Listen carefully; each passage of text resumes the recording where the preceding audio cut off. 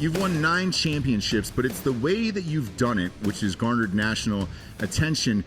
I've dreamt about this for years and years and years, and I said, would this be possible? What would happen if you just never punted? What would happen if you just kicked an onside kick virtually every single down? What would happen, and would it be possible? Because I always thought about it from a collegiate level. You're doing it on a high school level, and clearly, I mean, it's working like unbelievable. For you, you have 9 titles, but how many championships have you been to total? 12. 12, yes. So you're 9 out of 12. Yeah, that's way better. I've coached. Yeah, I've been a head coach for 18 years. We've been 12 times and won 9 of them. That's 9-3 record in the state championship. That's a lot better than LeBron James' finals record, isn't it? Yes, and it's more than Tom Brady. Even if Tom Brady wins Sunday, he's still 2 behind you. Yeah. Yeah, but Tom's the man, though. Don't get me wrong. Hope you're not anti-Tom fan. No, not at all. He's the best quarterback of all time until Mahomes becomes the best quarterback of all time. But all right, let me ask you this: Bill Belichick about a month and a half ago said you're probably the best high school football coach in the country. Did the word probably upset you? Did you call him afterwards? Be like, hey, what the fuck, Bill? Yeah, I am, Bill. I am. I'm not probably, I am. Send like really tough looking dudes to his house to intimidate him. Like, hey, and they're wearing shirts that say probably in quotation marks. No, that's a lot of respect coming from what most people believe to be the best NFL coach of all time. That's a very humbling thing to hear from somebody like that, I would imagine. Yeah. I've met a ton of NFL guys and college coaches. I mean, the best of the best, and just from what we do different, I get to meet a lot of people. And but Bill, being around him, there's no question the guy's head and shoulders above every other coach that's ever coached the game, in my opinion. I'm talking at any level, college, high school, whatever. He's different. He comes up with stuff to think about that nobody even thinks about. Well, let me ask you, is it him thinking about it, or does he reach out to guys like you and say, hey, man, I saw what you did there. Can I just pick your brain for some advice? I mean, does it really matter which one he does? No, but either way, doesn't. No, it does. That's right? A great point. Yeah. Great point. Brilliant. You don't have to be the best person in the room or the most genius or whatever, but if you know where to get the information and then you can teach and apply it, that's when you're better than everybody else. Well, clearly he's reaching it because you're someone that he consults with from time to time. I imagine there's a long list.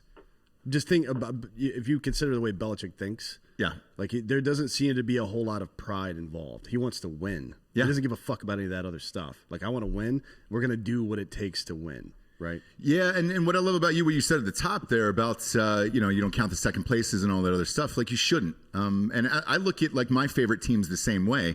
If they don't win the title and whatever it is, then they weren't good enough. And I don't talk about that season. I don't even think about that season anymore. For my own teams that I'm a fan of, and I think that's the way it should be. But a lot of people have had a problem with your style of coaching. And you clearly just don't give a shit, which is awesome. I think that's accurate, yeah. Yeah. What's the worst that you've heard from parents or other coaches? God, I mean, we're fighting it right now. I mean, we've won so much in my own state. We've got a senator that proposed a bill to kick us out. That's what you get. I mean, we all know this. We live in a give everybody a trophy and that kind of a deal. I'm really amazed that I've been able to stay at one place this long. Because I'm not going to give everybody a trophy, and I don't believe everybody should get an award at the end of the year when we do our banquet and all that kind of stuff. But I mean, we made America on being the best, right? I mean, that's what capitalism is. Although you could argue that's being taken away now, but especially if you're involved in Robin Hood or any of those the other day, like I was. But we've forgotten what excellence is. We've forgotten what striving to be the best is, and I somehow was lucky enough to not be influenced. One of my assistant coaches told me the best. You don't run from confrontation. A lot of people don't like it. He'll say, he tells me, I don't think you necessarily look for it, but you don't shy away from it if you believe in what you believe in what you're thinking. And I don't. And that's one thing I stand tall on is at the end of the day, everybody should try to be the best at what they do. And you shouldn't worry. Like, I can't worry about what other people think about me as a result of that. Now, I'm not going to go try to run up the score and score 100 on somebody. We could. Or, but at the end of the day, I'm going to do what I think, regardless what the media says. Because when I first started doing it this way, I was terrified that the media was going to chastise me and run me out of a job the first time it didn't work. And I should have known. I'm a contrarian thinker now. It was just the opposite. The media loved it. And the other coaches that I play hated it because they said you're making a mockery of the game. I remember getting college coaches in saying you're not doing the game a justice by playing it this way. That's not how it was built and designed to be played. And I get that because you think of football's rough and tumble, but I gathered a different view on it. What are the rules? And as long as I stay inside there, my job is to do the best thing I can do to help us win. Right. Well, and I mean, don't worry about the rest. it's not like you're trying to even bend the rules of the game. There's no rule that says you have to kick the ball downfield on a kickoff or punt on fourth down. There's no rule that says that. I mean, the rule says if you go for it on fourth down and you don't get it, you lose the ball. That's what the fucking rule says, right? Yeah. So everybody in the game knows the consequences of your actions every single play. Yeah. So any criticism that any of these guys get, what's his nuts from Washington? Mike Leach, who did that shit for years. I mean, he's doing it to a less degree now. I don't think you can get away with that shit in the SEC so much. Well, not to the same level. Right? You know, I'm curious about that. Like that's one of the biggest reasons I was amped to have you on today is like, would this translate to college? Because I'm sure you've gotten offers before, right? To leave high school and say, hey man, just give this a go. If nothing else, to have this experiment go out to the world and be able to see it on TV, it would put asses in the seats, and you would definitely sell tickets.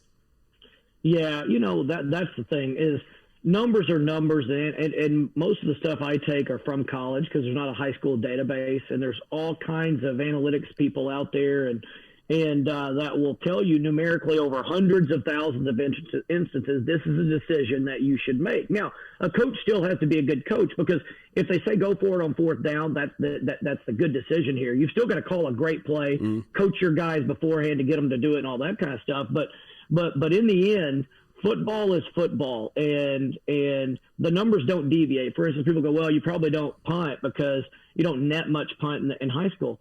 It's actually incorrect. You might net more because the punt isn't a high turnover kick that they can catch. It's, you know, it goes off the side of their feet in one direction and bounces, and it's all net. So numbers are numbers, and it would translate. I don't have any question.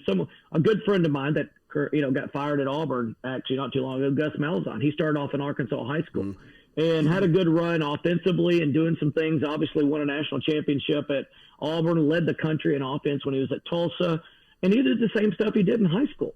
And it did translate, and it did work. And people say, well, if they're better defenses, maybe you had to punt. You can't go for it on fourth down.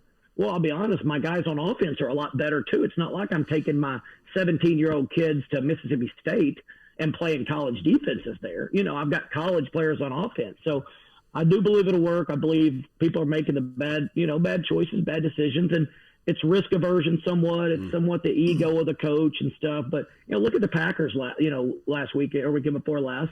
That dumb decision to kick the field goal, at the end of the game. I'm surprised it didn't get more play, as bad a decision as that was at the end of the game. But, good decisions are made at all levels, bad decisions, but they're all still equally valuable wherever you are. This stuff would work. And then I'm a good offensive coach too, really good. And that stuff would all translate as well.